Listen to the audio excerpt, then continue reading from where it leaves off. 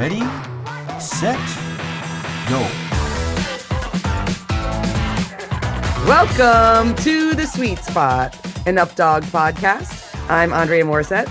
And I am Jack Bailey, and we are your hosts today.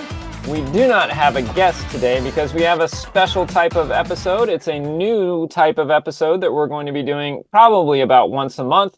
Dre, what's this all about? What's up in the world of disc dogging? What's up, dog? Cool. So what's going to happen during this episode then? It sounds like it's going to be all things disc dogging. Going to be all things disc dogging, and we do have some updog related sprinklings in there too, but we're also talking about other things that are going on in the disc dog world and other organizations, and also some of the top questions that we're getting in the sport in general about gear and traveling and stuff that you'll need for a successful season. So we have a lot of the hot topics that people have been asking around on the discussions boards. We are ready to talk about them today in today's episode. Cool. So it sort of sounds like, it reminds me of, Dre, did you ever watch Talk Soup? No. What? So Talk Soup was this show. I think it might still be on, but basically it was like a weekly wrap up of everything that had happened on talk shows. So they would like watch all the talk shows, and then they would have like a little clip here and there. Like if somebody went crazy on Sally Jesse Raphael, they would show it for like 60 seconds and then comment on it. What was that guy's show that always had fights, and he was like the blonde older guy? Maury Povich. Yeah. The Maury show. I That's right. forgot about game show. I forgot about talk shows entirely. So anyways, this will be a wrap up of lots of things that we've heard about. Like Dre said, hot topics from the month, upcoming contests and seminars or whatever we think that you might be interested in. So we ready to jump into it, Dre? I'm very ready, and I'm excited about having this as a new topic we can do every month because there's always new stuff popping. So today is going to be, for me, is going to be a lot of summary of like kind of what's going on for the whole year, like forecasting the season, because the season has officially started for 2025. The quad already has one event under its belt that started down here in Texas. It was crazy windy, so we had like 35 to 40 mile an hour winds. I wasn't here. Quad is a long distance thing, right? So quadruped is basically the far out format in a different organization. All they do is long distance, and it has different rules than far out does. Different format. So the games are a little bit different. The strategy is a little bit different. It is a bracket format, but it's about long distance, and it's not about cumulative catching. It's just about catching one time really long. So it's a little bit different strategy, super fun event. The quad in particular, I think you have to have 2 total qualifiers in order to compete in the finals, and the finals is also a qualifier. So if you were able to like make it to one event and make it to the finals, you'd be able to compete in the finals. But you have to have 2 of those qualifiers in order to do that. And they're headed to Ohio next. Another interesting thing about the quad is they expanded this year. They used to just have about 4 events a year, and now they have 8 events this year all around the country, plus the finals in St. Louis. So 9 total qualifiers for the quad. So it makes it super easy to get those 2. Just hit one that's in your local area and head to finals in St. Louis, and you should be able to compete in the finals there for all of our long distance loving friends. And the finals for the quad is August 23rd. And again, like I said, that is in St. Louis. And that's the first finals event of the year that is not Updog. So Updiff is always going to be our first finals of the year because we're in the spring. But after Updiff, that's going to be the first finals of the year. All right, cool. I always enjoy watching the quad. I do not enjoy playing the quad because number one, I am awful at long distance. And number 2, when I try to be good at long distance, I just like ruin my back and neck. So Yeah. I don't know. I need to be coached up, I think, by Finn or Gary or somebody. You have a Gary Duke right next to you. You could I just, know. you could just work on that. But I you're know. pretty good at everything you try, so you could just not go in and dominate another thing. Keep yourself to freestyle. Don't worry about it. I think I'm tapped out at 42 yards. That's my max. 2.5 yards is right exactly where you need to be. Don't mess with it, Jack. Yeah. All right, so our next thing that I wanted to share was I found out that some updoggers, Ben and Anna Rimby, Who are they? have a pretty big presence in the dog world, both in training and in disc. And they started their own podcast. It's the Inspired Dog Podcast. I'm super excited about them getting started. I know Ben's been talking about it even before we had a thought to do this podcast. But hopefully you and I, Dre, getting started, maybe inspired the Inspired Dog Podcast. I don't know. Maybe we inspired them to start. But they just had their first episode this past week. It launched. It was really cool. It's about 25 minutes long. Ben did a great job. Talked about dog's bucket, like each dog having a bucket, and when that bucket gets full, they almost like their tolerance level for things. I don't want to go about explaining it because Ben does a great job, but I found it very interesting. And he gives some ideas how to expand a dog's bucket or keep the bucket from getting full. So there's some really cool thoughts on dog training and behavior.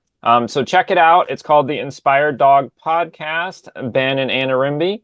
And they will be at UpDiff, so you can talk to them personally about it as well. Yeah, that's really exciting. I was very happy to see that come up and to see also some topics that I have a little fly in here. Also some topics where they're going to be talking about like integrating pets and families also, which I think is a really valuable conversation to have for those of us that have kids that are, around all these high sport dogs, or, young couples that are considering having kids, or maybe people getting into the sport that have young kids that are trying to kind of get used to that integration of sport dogs in a family. So I'm excited about hearing about some of that stuff as well. Yeah. So go check out their podcast. I think it's perfect time to talk about UpDiff. I mentioned it before. UpDiff is the first finals of the Disc Dog season in the spring, and we already have groups getting together for prep. So I'm seeing a lot of people posting videos. They're getting together with their friends and training groups and their clubs, and they're working on their rounds. They're working on the final details of their performance rounds. And there's lots of questions and excitement around the new freestyle format, which is, I'm very excited to see how that goes this year. I'm also really happy to not be judging this year. It gives me a lot more freedom in what I can say and how I interact with people if I'm not one of the judges. So I'm excited. What exactly are you planning on saying? Oh, I have all kinds of secrets up my sleeves. No, but I'm really excited about the new freestyle format to see how that goes, and it's bringing up conversation for strategy. People that, maybe were putting all their eggs in the performance basket for first round now are a little bit thinking, oh, for round two, if there's this cut to criteria, I really need to bring something extra for criteria. Yeah, you got to make the cut though first, so you better bring it during performance. Yeah, and I think Kat's final numbers that she posted on the discussion page the other day, it looks like we're going to be around 40 to 50% of the people would be making the cut. So it's less stressful maybe than we thought it might be, or less of a impact cut that we thought it might be. So hopefully everybody can take a deep breath, and the teams that are out there practicing. And there are teams out there practicing in the wind, which makes me so happy. So that probably means that this year it's going to be great weather at UpDiff. So keep practicing in the wind, people, and bring us some good weather this spring. It'd be amazing to have an UpDiff with just like Southern California weather. That'd be great. Yeah, we're about 3 weeks out, and I did try to look the other day to see if the weather went that far out, and I couldn't see a forecast that far out. So I think we need about another week before we start to see what the forecast is. What our future. I got my fingers crossed. Yeah. And over half the country is still getting snow. So, a lot of the people that are preparing for this contest are preparing indoors, or they're getting like 1 or 2 days of snow melt where they're running outside real quick to get the dogs on grass. Because there's a big difference between how a dog runs on grass versus on a more slippery indoor surface indoors. So I'm excited to see how everybody prepares this year, given we have a lot more weather, like snow weather, I think, coming through this year than we had last year. I don't think we had this much cold and snowfall right before. So, you could say it's an advantage for warm weather teams, and warm weather teams typically have an advantage in the spring anyway, because most of the competitions down in Florida are like January, February, March. But then you guys have a disadvantage later in the season when during the summer months you can't really. So this is again one of those little variables of freestyle that, like, depending on where you live, you may or may not have the time to be able to practice on grass and prepare yourself the way that you want to in the spring versus the summer. And then for those in the southern months, you might the southern states, you might be more prepared for something like updiff, and then having to take the summer with less running because it's too hot outside. You're going into the fall season trying to get your dog to peak, but you can't really run them the way that you need to. So it's Yeah. interesting. Yeah, I mean, we've already had in Florida, we've already had our qualifiers. We've had multiple qualifiers for Skyhounds. We had our USDDN qualifier. Like we had Hero Cup last week in Miami. Like we've Yep. had a number of competitions. Of course, we're running updog competitions all over Florida. And it's just like you said, it's just different because like when you think about the other organizations finals that take place at the end of September, October, that's the time when like it's super hot. I can't go out during the day, and then every afternoon it freaking rains. So like, I go It's into slippery, yeah, it's muddy. just weird. It's just like you said, a variable. You got to deal with it. And All I right. think that most people don't think about that. So that's something that's interesting to get into. So talking about that time frame, right after Updiff, Dre, I know you were telling me we got something the week after. What's going on the week Yeah, after the Updiff? following weekend after Updiff is the Eastern qualifier for the IDC down in Florida and Clearwater. So again, that's a really fast turnaround for people that are playing Updiff and that are also invited to or planning on going to the Last Chance qualifier in Clearwater. It's a pretty fast turnaround there. They also do have a Last Chance qualifier at the St. Louis Finals if you're not able to make the Eastern or the Western qualifiers, but I just thought it was interesting that it's right after Updiff. So after a long week of travel, a lot of load on the dogs. For those of you who are looking to do the IDC Eastern qualifier, you'll have to do some extra prep and extra resting your dogs, maybe get them a massage or some acupuncture in between, a little extra healing.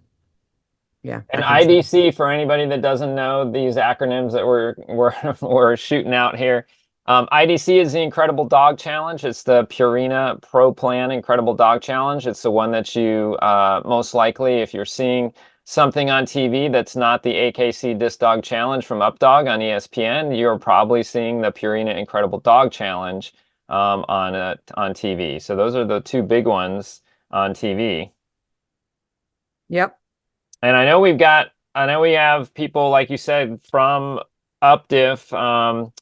Macy Amok is going straight from UpDiff, I think, down. Megan Terrace is going to be coming from UpDiff Those are down. two big hitters for that event too. The thing is, Macy's pretty used to being on the road and going weekend to weekend to weekend, so that's normal life for her. I'll be interested to see how Megan handles that transfer. But again, Clearwater's home for her, so she doesn't have to really travel there.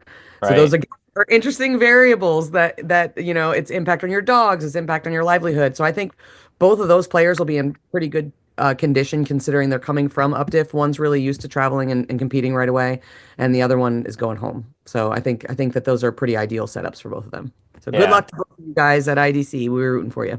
Well, I know I'm going to go and cheer them on, and it's going to be a cool event.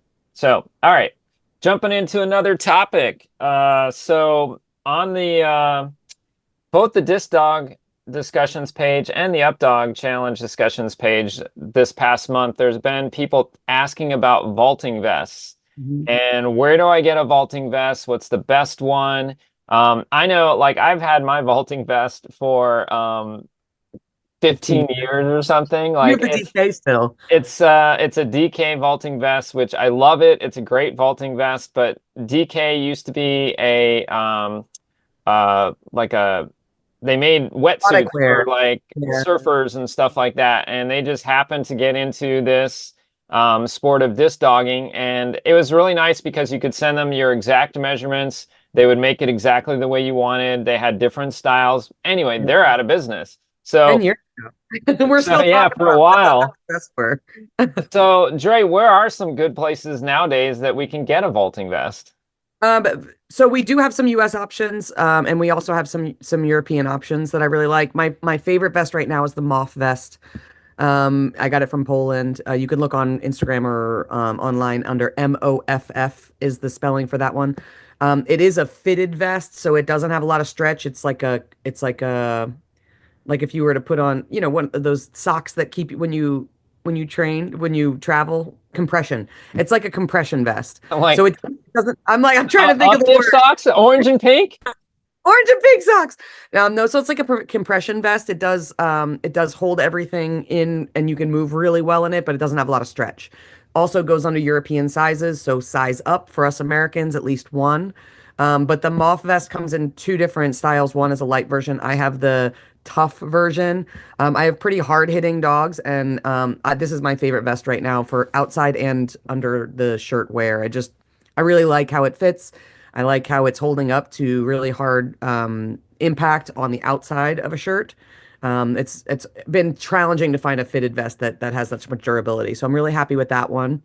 When you say a fitted vest, like, do you pick like small, medium, large when you order, or do you actually send in measurements? It's pick small, medium, large. Okay. And All like right. I said, it's European sizes. So I would normally be a small and I'm a medium in this one. So it just You've depends been on, working out. yeah, I've been just size up for Americans. Let's just put it that way. Size up one. So that's my favorite vest right now. I think the price point is around 125, something like that, or That's 150. not bad. I paid more than About that for my DK vest years ago. That's about average for what we're doing, and then you do have to ship internationally or get somebody to bring it to the U.S., which we can always to get together a group for that for UpDiff or something like that. If somebody wanted to put that together, they could you ship it to me and then I can bring it, something like that.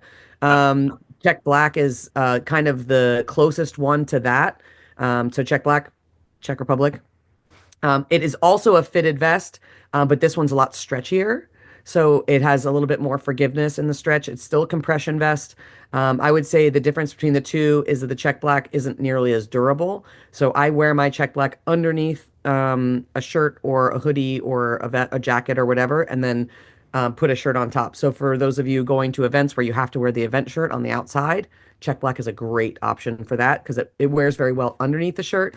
Over top And of the shirt, it I feel like sounds like what you said there was, if I'm going to have a few extra fries on the road trip, you want the Czech I Black want the one. Czech Black one. Okay. It's going to It's be going to stretch a stretchier. little. Yeah. And again, it's still European sizes, so size up one on the Czech Black vest. But that one does have stretch where the other one, it ain't giving you anything. It's going to be Okay. like one of those old school strap you in, zip you up, and once you're in, you're in. The Czech Black has a little bit more stretch to it, but it's not as durable outside. So if you wear outside vests only, your Czech Black is going to get torn up if you have a dog that hits pretty hard. You're going to get a lot. It's not going to last as long as if you wear it underneath your shirt. So that's my favorite vest for wearing underneath a shirt, like at a big contest, something like that. All right. And then Frisbee Escape or FE is one of my I really love the light feeling of the Frisbee Escape shirts, vests. The interesting thing about them is they do have a mesh on the outside that's similar to the DK, which I know that people haven't been in the sport that much don't really know what that is. But it's like there's like a almost like a flak jacket vest, like mesh material outside, and instead of being a the stretchy dive material of the vest, it's more like a soft kind of material on the inside. Still has that kind of waterproof, puffy, almost like koozie material. It's like almost like koozie material with a flak jacket. So it's like really lightweight. So it doesn't weigh you down. Like the DK vest was very heavy. The Frisbee Escape or the FE vest is much lighter in weight with the flak jacket material. It also has a neck guard that comes with all of their vests. So for any of those players doing back vaults or side vaults where the dog, or stall vaults, any of that type of stuff where the dog tends to scratch your neck, you might really like the FE for that reason as well. It doesn't have any stretch at all. It's designed to be that koozie material, right? So it's a looser fitting vest. It's not a compression vest. It's really lightweight, and the outside of it has a really nice mesh material that makes it super durable. So that vest isn't going anywhere. Maybe the cloth seams around the outside might get worn out, but the mesh part's not going anywhere. So that one's a really durable vest also that's lighter in weight, not as squishy, not as compression. And that one comes from Italy. So that is still European sizing.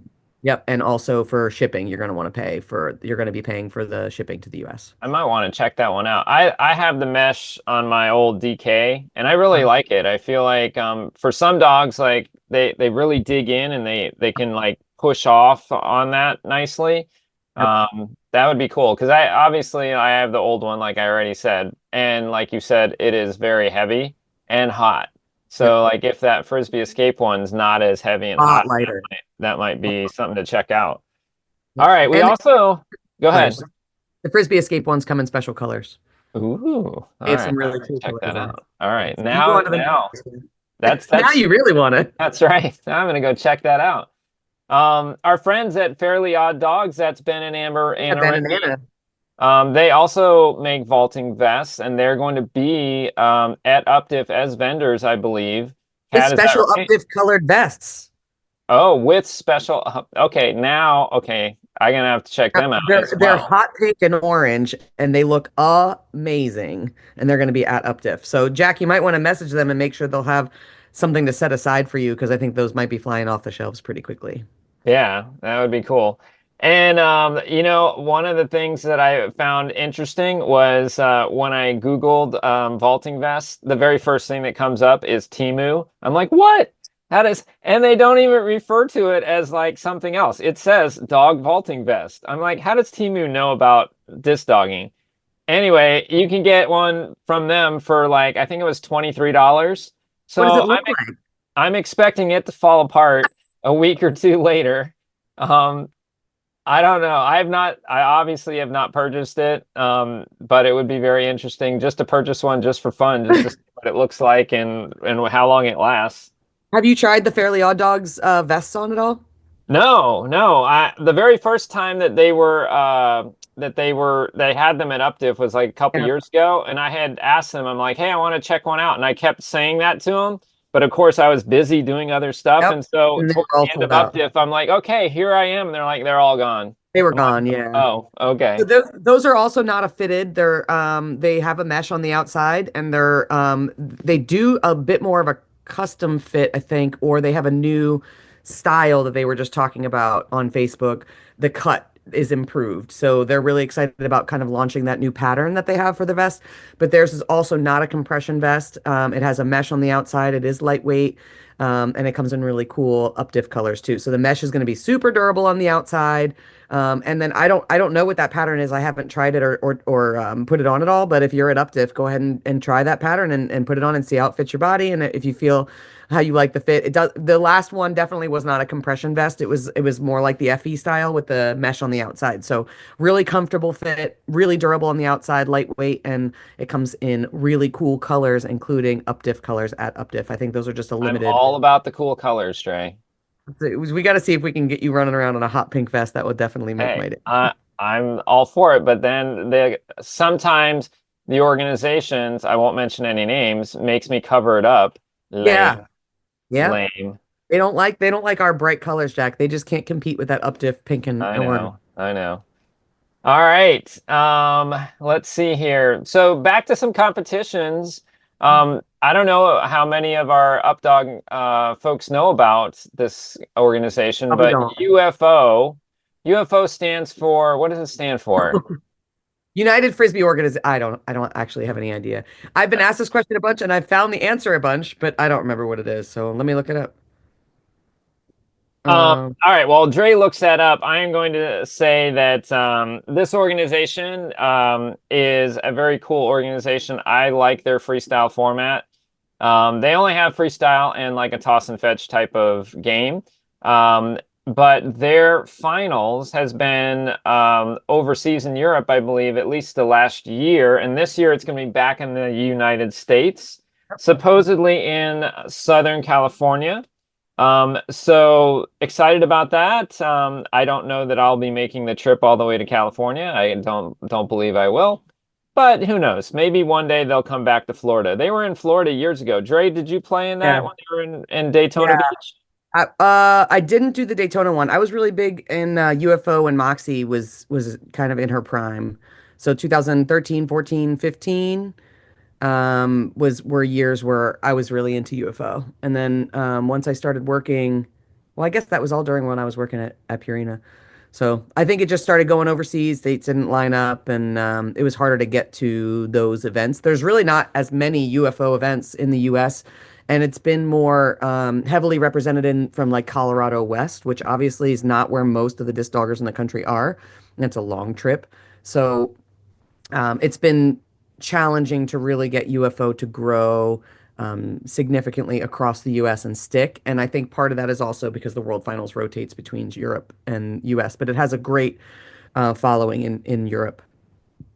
So yeah, that out west is odd. Like it's obviously our country, our continent is very large, and so when you get like these groups going, all the way across the country, and then the finals is on one side of the country or the other, it makes it challenging for people to travel. Yep. Which, just a side note, that's why the state championships or the regional championships that we talked about on an earlier podcast Mm. for updoggers, that's why that's a great idea. If you know your region is going to struggle to get to updiff, start organizing, talk to us for ideas and help, and get that regional competition going or that state championship going. That's something that Updog's going to get more involved in over the next year or two as well. All right. Yeah, and talking Next, about distance, go talking ahead. about distance, on the other side of the country from SoCal, where UFO is the USDDN World Finals, which is going to be in Canada this year. So all the way northeast up that New York, Buffalo border crossing up into that area. So that is a huge distance away from SoCal where the UFO finals are going to be. So speaking into what you're saying about, traveling really far, it's going to be a lot easier for people on the East Coast to go to USDDN than it is for the West Coast people to go to USDDN, and it's going to be really hard for the East Coast people to go UFO. Not everybody can drive 40 some hours to go play a day of disc dogging. So that one is in Canada this year. So there's a lot of people debating whether they're going to go up there, especially with the border crossing changes, with dogs crossing the border, taking multiple dogs across, vaccinations, all that kind of stuff is one of the questions that people are really asking about USDDN this year in Canada. So I'm curious to see how many people make that trip. And for those of you that don't know, USDDN stands for United States Disc Dog Nationals, right? I get that Good right? job. That's pretty close. Yeah, I think Is that's it? it. I think Okay. UFO is United Frisbee Organization, but it doesn't make, I don't know. All right. Anyways, another There's connected enough. cool, Yeah. another connected announcement with USDDN. Yes, an exciting one. We are very excited about this. They made an announcement this past week that Bitches in Season will be welcomed at their competitions starting in Finally. 2025. So they will be no longer are they, not allowed to compete, not allowed to play, and they will be allowed to play at the finals as well. Whoop, So whoop. kudos to them. That's a great decision. Updog has had that ruling in place since its inception. And we really we just hope other organizations will see that and now say, all right, Updog does this, USDDN Doing it does for 10 this. years and we haven't Why? burned down the ground yet. Exactly. Why are we, not allowing dogs to compete, not allowing handlers to compete? It's as somebody who I have missed Finals of multiple well, qualifiers too. one world finals, but multiple other contests just because of that. And just like you said, Dre, we've had this rule in place for 10 years and we've not had any serious issues at all about it. Yeah, I think if anything, it's having a rule like that puts more risk to the dog, in my thought, because people invest all year long to make it to events, and if that heat cycle is coming up, they have to start thinking, are they not going to the event? Are they going to try and, make the heat happen sooner, delay Right, it, or right. spay their dog earlier than they maybe would have preferred to avoid that date, and it's just not necessary.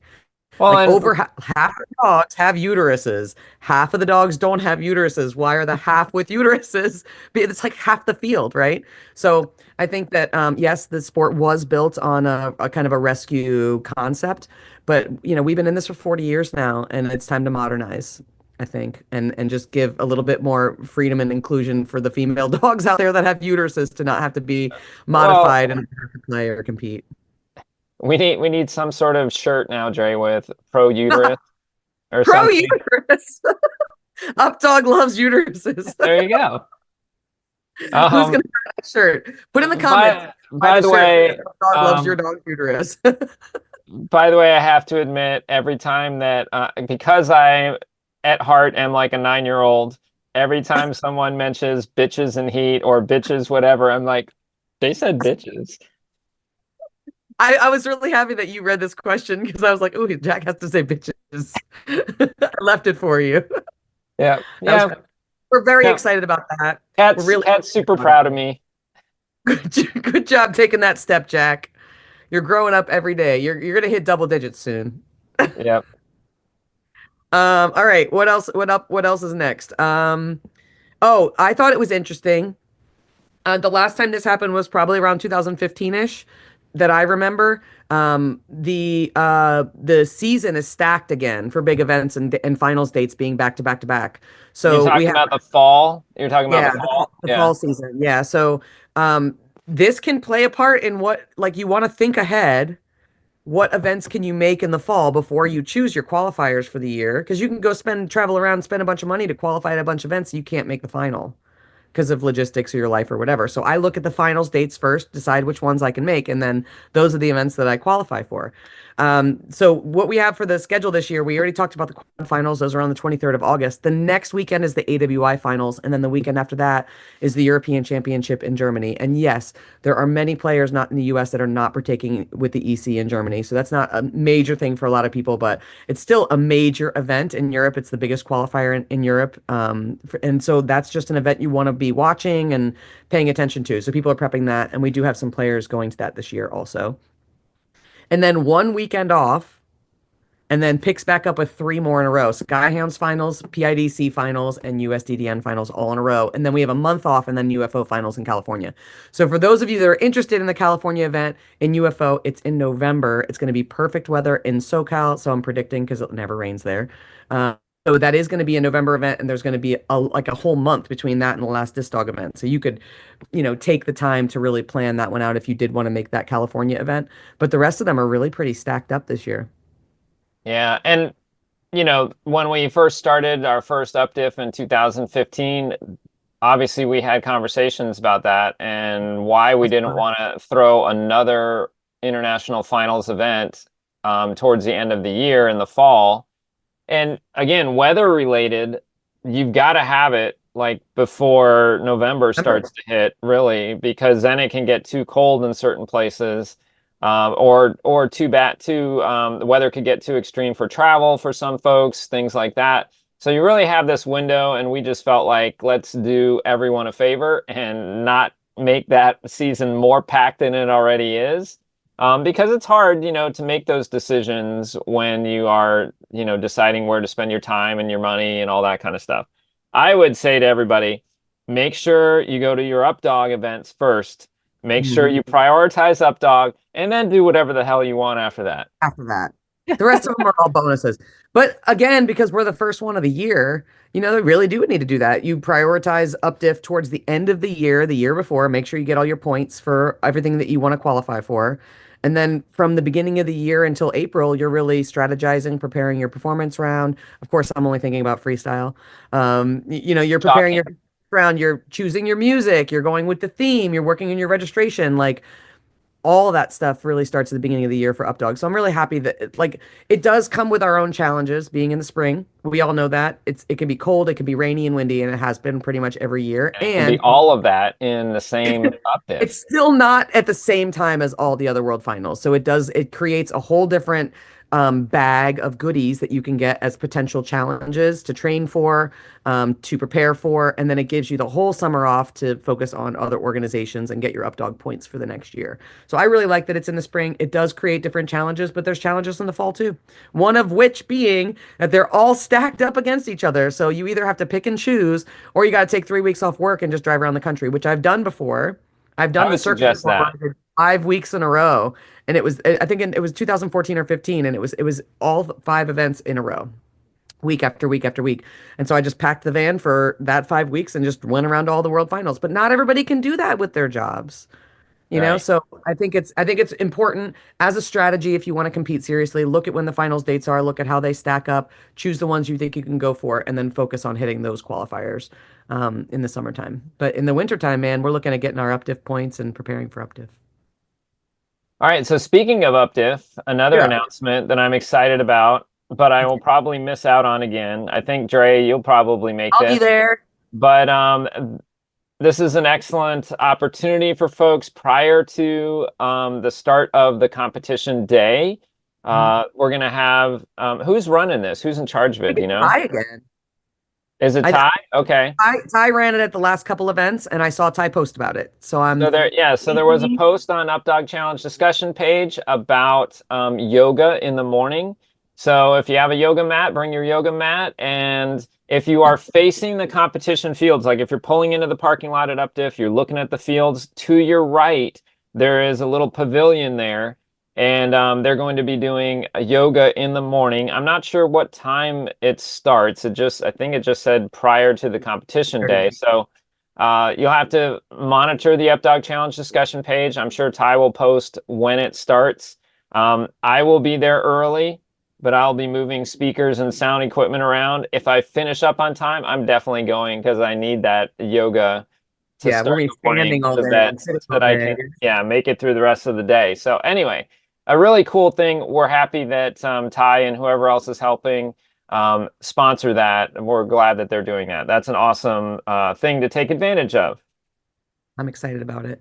I was just thinking we should get a bunch of yoga mats and then like we can rent them out. Oh, we can get them Updog Updiff, Updog Updiff. Can I even have that happen in time? Like, can we even? I bet you I can even make that happen in time. Get Updog. Logistic Master behind me just said no. Oh, Cat. Thanks, Cat. Was that a no to trying or a no that we can't get it done in that amount of Pretty time? much, I think all of the above. She's Oh, like, next year, go for next nothing year. extra. Nothing extra. Okay, good.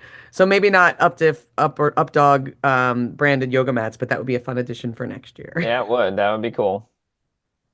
I'm very excited about this one. This is a topic I was actually shopping for this, and it started a rage, and then this popped up two or three I've different seen it. places. I was just gonna say I've seen this same post Yeah. 2 or 3 times in the last like couple weeks. I needed shoes, and I posted about shoes, and then everybody started asking about shoes on other forums. So, best shoes for disc is the question. It's an ongoing conversation. I ended up going back and ordering my Adidas Terex because they've always been great waterproof shoes for me with a lot of grip, and they lasted years and years. I was paired with the Cloud 5. I just can't bring myself to spend $180 on shoes that I'm gonna be playing in the dirt, man. I can't do it. I can spend 140 on the Terex or the 180 on the Terex because they're waterproof. Like, and the cloud ones are waterproof too, granted. I don't know what it is. It just looks like they're so nice. I haven't been able to get myself to buy the Cloud 5s to play disc dogging with. I can't imagine myself doing that. So I'm still barefoot or Terex by Adidas. Those are my choices for right now. But we had a lot of great options. We had a lot of barefoot shoes, people. We had a lot of people saying go and get your feet checked out at Fleet Feet, which I did, and I got paired with that Cloud 5. And then the hiking shoes that are waterproof. They don't have any waterproof shoes or hiking shoes at Fleet Feet. For those of you suggesting that, they don't have any hiking. All they do is running. And if you tell them you do anything other than running, they're like, all we do is running. But they can size up your feet, tell you what size your feet are, and help you find like the right kind of cushion for the type of activity that you're doing. So I that's my think update. the word that Dre threw in there multiple times that I think is super important, regardless of which type of shoe that you get, like which brand of shoe, waterproof. Yeah. Like a couple times I've purchased a shoe, get this, Dre, because they were amazing colors. Colors. I was like, oh, these are awesome. I'm getting these, but they weren't waterproof.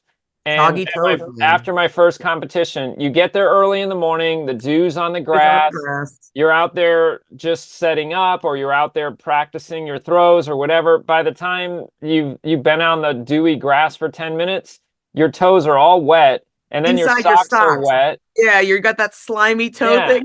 And you're sitting in that the whole day. Yep. Spend the extra $40 to get the Gore-Tex, like, whatever the waterproofing is. Gore-Tex I know is in a lot of brands, but like whatever their waterproofing is, it's usually like an additional 40 or $50 or whatever, but it's worth it because otherwise you're sitting in wet socks all day long. And I think there are sprays you can add that you can reapply over and over again that do add a waterproof barrier. For me, I mean, when I was working at Purina, we were dock diving every single day. And the one shoe that I tried that weren't a water sandal, because water sandals obviously dry fine. The one shoe that held up really well for me was the Terex.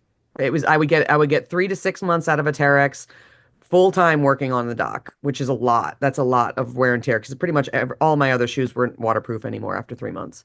So, and the last pair that I had, I've had 6 or 7 years, and they're still holding up great. So went for those. Yeah. As a former backpacker when I was younger, Gore-Tex, man, it's a membrane, it's not a coating.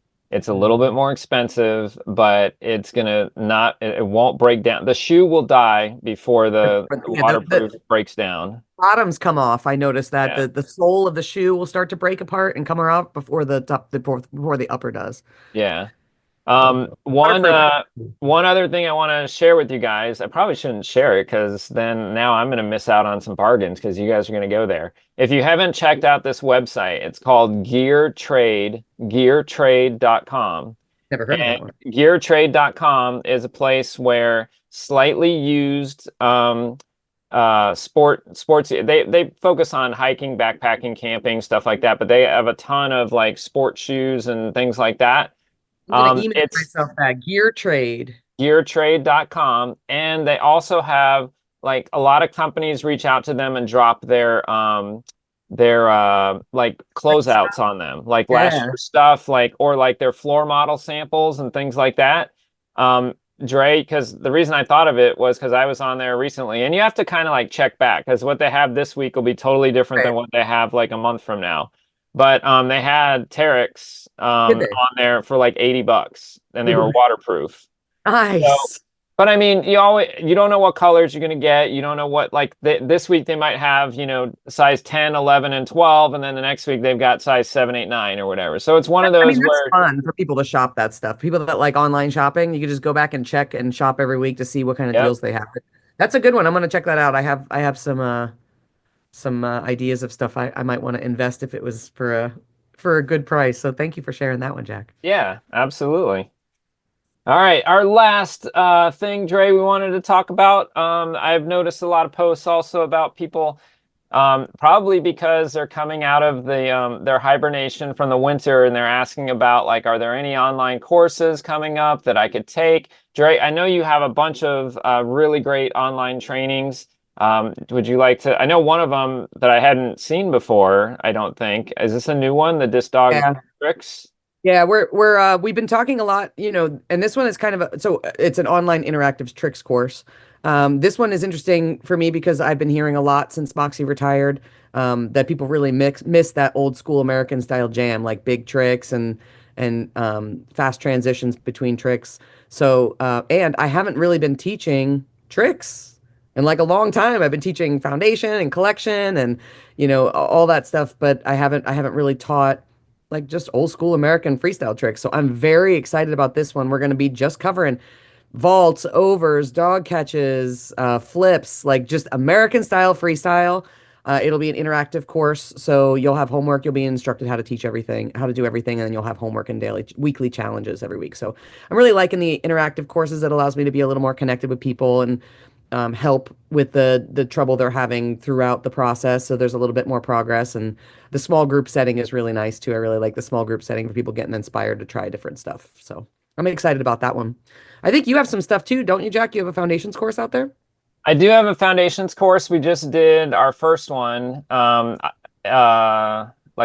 it's just finishing up now, actually. So I won't do another one until right after UpDiff, but right after UpDiff, I'll be offering it again. It's great for beginner players or if you got a new dog coming on. If any of you guys like my team movement, the way I move around the field with the dog, it's setting that up. It's a lot of flat work stuff, getting your dog engaged, young dog engaged in the game of disc, that type of stuff. And just like Dre said, this is an online course.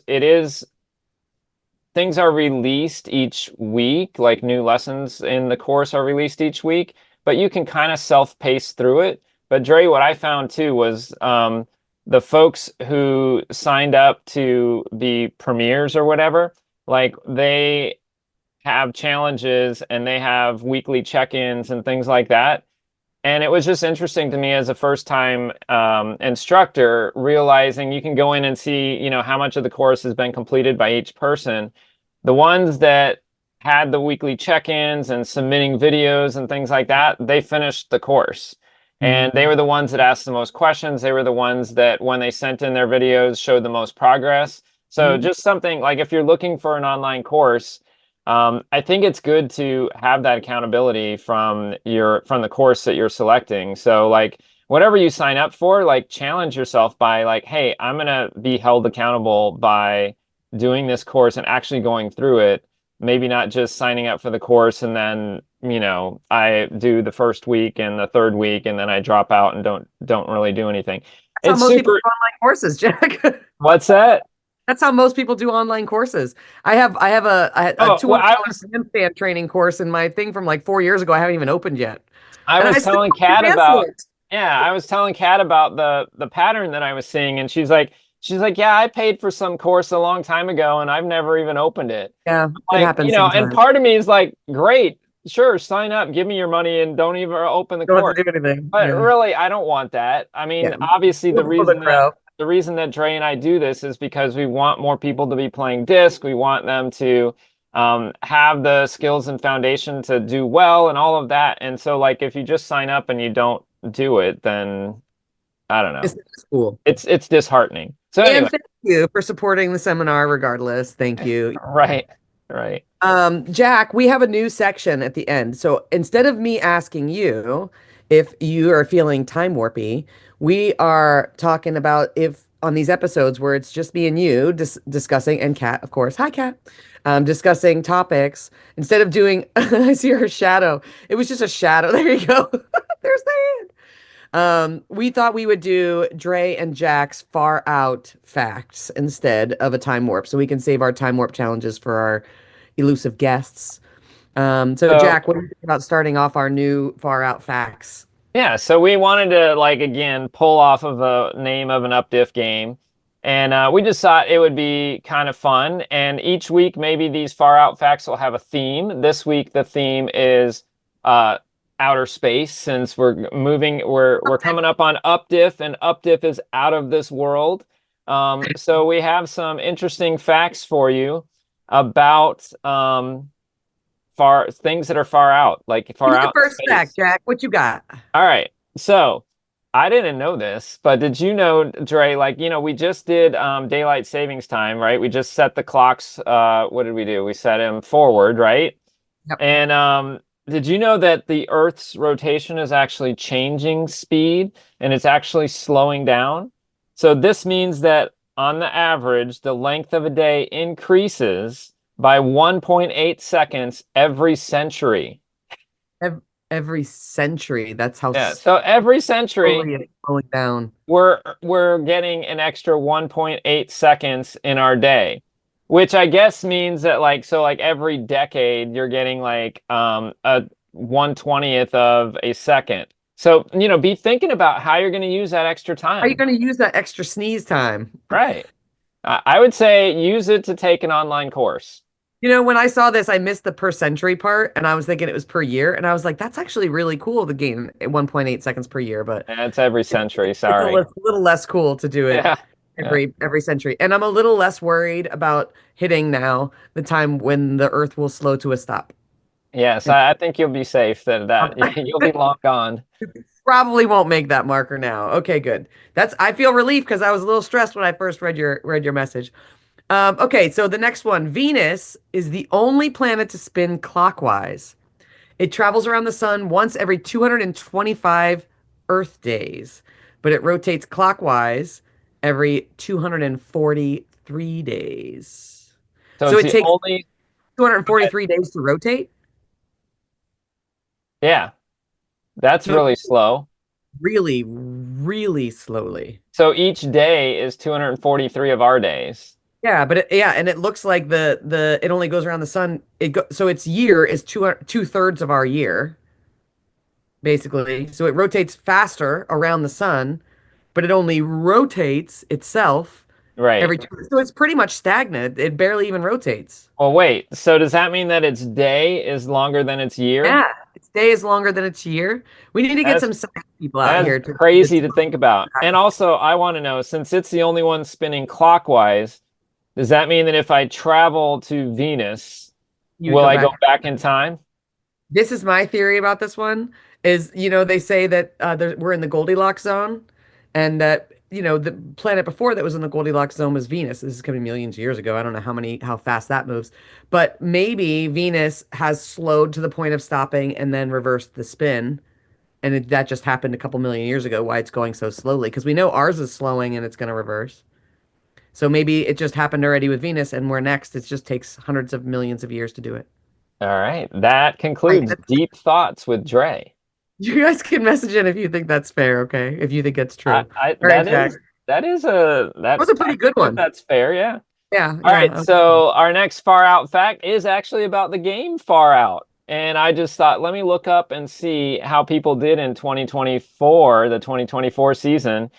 The highest score, I thought this was interesting, for the 2024 season was 340 points. And that came from Christopher Brownlee and Howard Hughes. Oh, yeah. That means, guys, that each catch was longer than 100 yards. That's crazy to think about. Like, I mean, it was Howard Hughes. Like, Howard Hughes at the quad with their 3-year-old son just won his division in the quad with Howard Hughes with a 3-year-old. Yeah. It's a little extra fun fact there. For all those people going to UpDiff, you don't have to worry about Christopher and Howard Hughes being there. They unfortunately are not going to make it to UpDiff, but there were a couple teams right underneath them that were very close that will be there. So it'll still be a really competitive event. But congratulations to Christopher and Howard Hughes. That's an amazing score, 340. At first, I looked over it up. 100 that are catches. That's crazy. Yeah, yeah. I looked it up to see what the catches were. Where was that event? I think it was Texas. Was that at their the quad that was the one that they just hosted. I don't know if it was. I wonder if it was. Well, it was last year. 24. So it was last year's. Okay. Yeah. I was at that one, so I probably witnessed that and don't remember it happening at that time. Well, maybe the Earth was spinning differently or something. The opposite way. All right, and first, certainly not least, Walter Frederick Morrison invented the Frisbee in the 1930s. Morrison's first name for the Frisbee was the Flying. I don't know if any of you remember the picture of that flying saucer. The Wham-O toy company mass-produced the Frisbee in 1951 under the name Pluto Platter. So, for those of you, the funny thing is, this is crazy. I've had this conversation 3 times this week, and I don't know when the last time I even had that conversation, but Frisbee is a brand name. It's like saying Band-Aid. You want to put a Band-Aid on something? If it's just a bandage, if it's not Band-Aid brand, it's just a bandage. Frisbee is a brand. Disc is all flying discs, and Frisbee is the brand of disc. So if you're saying you want to go play Frisbee with your dog, you're talking about playing with the Wham-O Fastback, which is the original Frisbee, the original disc that was created back in the 1930s. So if you're saying Frisbee dog, you're playing with light plastic, the OG classic. And if you're saying disc dog, you're playing with any kind of whatever you want. Yeah. Really cool, fun fact, Jack. Yep. Well, and I thought it was cool that it connected with the whole out of this world theme with flying. What was the first one called? Flying saucer. And then I knew about the Pluto Platter. Yeah. I believe that Titans, weren't they? At the Ashley Whippet Museum, don't they have a Pluto Platter there, an original? Yep. Yeah. I think that there's a metal one too. The original like pie covering one where it looked metal. I remember I have a picture in my head from like an old newspaper or magazine that had the flying saucer written on top, and it was like a silvery colored thing. Well, this will be a fun theme at UpDiff coming up in 3 weeks. Everything fits in. Our conversation is fitting in nicely. I'm getting pumped for it. I'm super excited. Less than a month. I'm also stressed, mainly because Kat's super stressed, so she's making me stressed, but she's stressed about the running orders. I'm stressed. I still got a bunch of things I have to like paint and put together for awards, so I'm stressed about that. But I know it's going to be an awesome event. Yeah, we're really, really excited about it. I think this is the most prepared we've been for an UpDiff, and I think part of that is contributing to that we finally like kind of leveled out on the registrations. We know what to expect as far as the group, and we're not kind of on our heels for attendance this year. I feel like we have an idea of the scope. We're ahead of the game in our planning. This is the time where we want to leave Kat to kind of have her bubble and her focus space. Right. Let her do running orders. Ben Rimby, we don't need any more funny texts about running orders being keep your mind on your podcast, Ben, and keep your mind on making a vaulting vest for me so that I can pick up at UpDiff. Yeah. Yeah, so we're really excited. We're in that final countdown of UpDiff. Kat's busy, got her head down working on running orders. We're working on all of our final details, awards, banners, game logistics at the field. We're going to be looking at weather next year, next week. We're excited to see what kind of weather we're going to have for UpDiff. I know everyone's excited here. We're going to have a lot of rain or cold temperatures and warm temperatures, so you guys know how to pack. It's spring. You never know what you're going to get. So it's like opening a Christmas present. But I think we're ready. We're excited about it. And there's a lot going on in Disc Dog this year. That's really exciting for me too. Yeah. We hope you enjoyed the What Up in the Disc Dog World podcast format, where we just kind of take some random things that are happening and discuss them. We'll do this, like I said, probably once a month. And in the meantime, we hope that we see you guys out on a Disc Dog field soon. Hopefully at UpDiff soon. Yeah.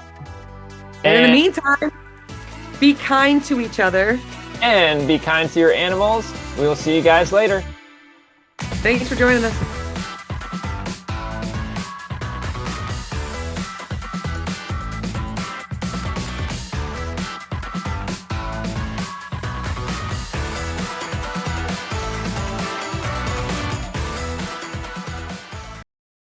They said bitches.